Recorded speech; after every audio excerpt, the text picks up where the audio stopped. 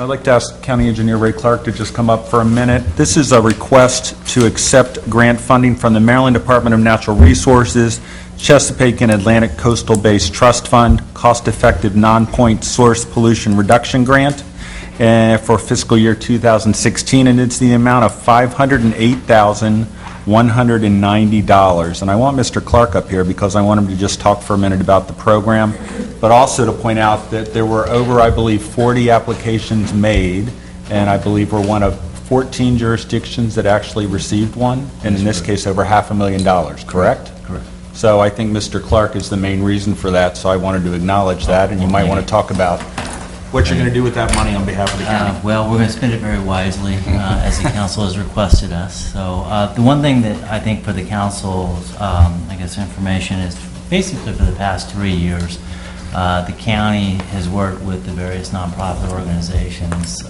such as the Chesapeake Bay Foundation, the Nature Conservancy, Mitchell Riverkeepers and whatnot, in developing, I guess, a targeting strategy, a targeting tool. And the projects that are being funded by the $508,000 DNR grant will be a continuation of projects that we have implemented throughout Talbot County. But now these projects are going to be utilizing the targeting tool, where we are going in and looking and using GIS to identify where the highest nitrogen discharge points sources are, or runoff sources are, and then basically developing, I guess, strategies to try and reduce that nitrogen and phosphorus discharges from those stormwater management areas. They can include roads as well as agricultural runoff. One of the things just to highlight in the past, I guess for the past 3 go-arounds, well, this is the 3rd go-around, we had received roughly about $1.1 million in the first go-around for the 2012 trust grant. The 2014 trust grant, we received about $1 million. We're currently in the process of completing those projects at this time. We have awarded, I think, all of the projects except for 2, which are the 2 projects that are incorporated in the Oxford Park. So once those projects have, once that's gone out to bid, and we're hoping that goes out to bid in August, all the projects will have been awarded for the 2014 trust grant. Again, the $508,000 is a continuation of Talbot County's efforts, I guess, to addressing the water quality from, let's say, non-point sources or stormwater. So this is, we've expended probably in the neighborhood of almost $3 million. At the same time, working, I guess, with the council in the past, we are trying to incorporate some additional strategies, i.e.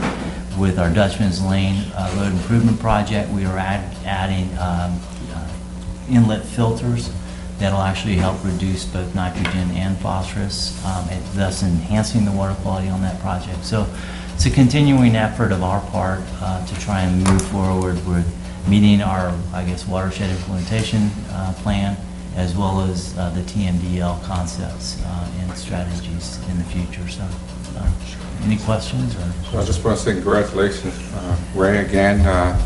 You're like a hound dog when it comes to these grant dollars, and you're able to sniff them out and put together a very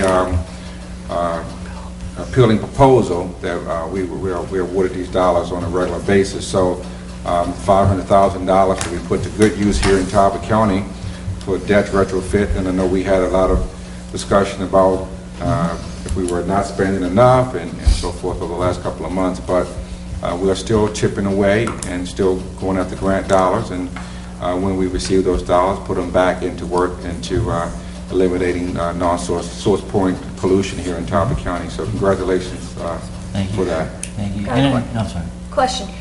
Does it all have to be used just for ditch retrofits? Right now, we'll be looking at, I mean, yes and no. I mean, that's a good question. I'm just wondering, is this an opportunity to do some more of those to continue to find out if those are the most effective, or is this an opportunity to potentially look at a couple of other types of projects so that then we have kind of a menu selection of things to choose from and go forward with for the long term? you hit the right point. We're actually going to be looking at implementing other options. I mean, it's not just going to be doing one strategy. It'll actually be looking at developing solutions on a multiple strategy, i.e. it could be a bioretention facility, it could be a bioreactor, it could be a two-stage ditch. It's going to, so again, it can be a combination of all those.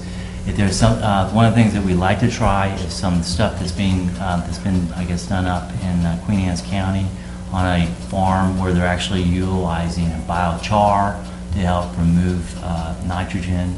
They're also using gypsum in some cases in an effort to remove phosphorus that may be in the stormwater runoff. So, and at the same time, I think there's also some other strategies we'd like to try and implement that would help become more cost effective and kind of more innovative.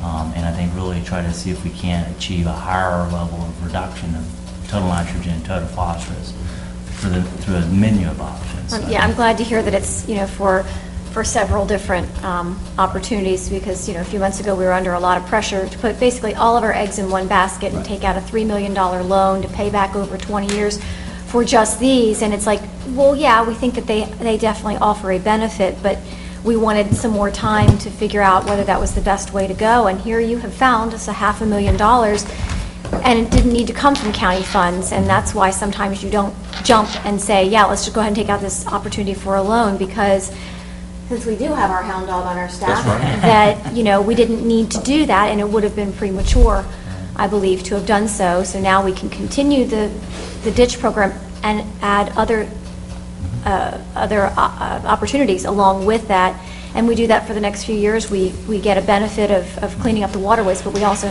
figure out, for the long term, what's the best ones to do year after year after year. So thank you very much. And sitting over there. I didn't see her. And the ditch work that we did out on Carroll's Market, on the farmland we own next to Carroll's Market, we were going to do some analysis on that in terms of the number of dollars per lineal foot of ditch that we created. It would be interesting to know when all the costs come in on that, sort of where that stood, and how it might relate to the $508,000 that you've gotten on the grant, which I think is great. We could say, all right, given what we know about the two-stage ditch that we did with our equipment and whatnot, we could do so many feet of ditch for $508,000, or we could do the other targeted things that you're talking about. And if you compare the pounds of nitrogen removed and for the dollar value of each, we would know which is more effective. Right. So that we're always working towards the smallest dollar value per pound of nitrogen removed. And if we can do that, then these monies are sort of targeted to pick up the most nitrogen that we can for each project, wherever that leads us. That would be great. Congratulations, Ray. We did get a lot of criticism for not taking that $3 million loan, but even had we taken the $3 million loan, we can only spend so much money in a year on these projects, and $500,000. I'm interested to know what your opinion is on. Is that 1 year's worth of projects? Is that half a year's worth of projects in your estimation? And I think, well, one of the things, and I think even the bill that you all introduced, let's say that for the water quality projects, throughout the county, one of the things that we're going to have to work on, and I think this is where it's got to be a partnership not only with the county but also with the property owner. The issue we're going to run into is that if we have to work within our right-of-way. We have limited right-of-way in a lot of our roads. So in the event that we cannot secure, let's say, a drainage easement on a piece of property with a property owner, we're now going to be in a position of having to acquire that. That's going to be money's lost that can go to doing work.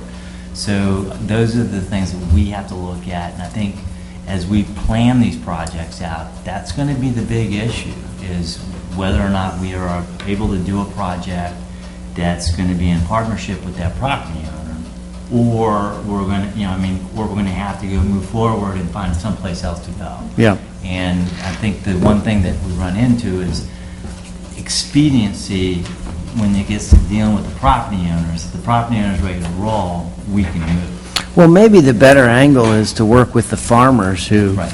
who certainly don't want to pollute the water and might be amenable to having us help pay Right. for stormwater things on their property that they could even put in, you know, with their equipment, so. And I think that's a very good point. I think that's one of the things that, I think when we had this, I guess, tour with the council and I guess the Chesapeake Bay and whatnot, the one thing I think that I think the county needs to look at doing is maybe having some meetings with the Farm Bureau and see how we can work with them and their farmers and coming up with ideas and solutions that ultimately we're all moving towards the same target of reducing the nitrogen.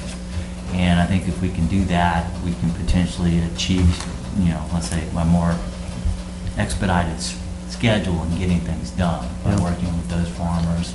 And many times they'll do the labor with their equipment Right. for free. Right. So Well, you're gaining all of that at the same time, and the monies you do spend, you would use for plantings and some other things that might help to stretch the dollar as far as you can. Well, and I think, just so the council's aware, we've had one discussion with, and I apologize for jumping or talking about this, it's been living shorelines. The utilization of living shorelines to protect ag land, that as a cost share through the agricultural programs. So I think there are opportunities maybe where the county can work with the farmers and the Farm Bureau to try and expedite or work to put in more of that, let's say, living shoreline type projects. So we'd have to look at a lot of different things. So we can go on and on. Well, good work again, Ray. Thank you. Anytime we can get these funds this way, we'll put them to good use here in the county. If there's no further discussion, Chair will ask for a motion to accept the $500,000 from the Department of Natural Resources just for Talbot County ditch retrofit programs we use here in the area. Is there a motion? Motion. By Mrs. Price, seconded by Mrs. Williams. Any further discussion? Hearing none, Madam Secretary, please call the roll. Mr. Pack? Aye. Ms. Williams? Aye. Mr. Bartlett? Aye. Ms. Price? Aye. Mr. Callahan? Aye. Mr. President and Council, the Roads Department's requesting purchase of a full-size dump truck from EW Truck Sales based here in Easton.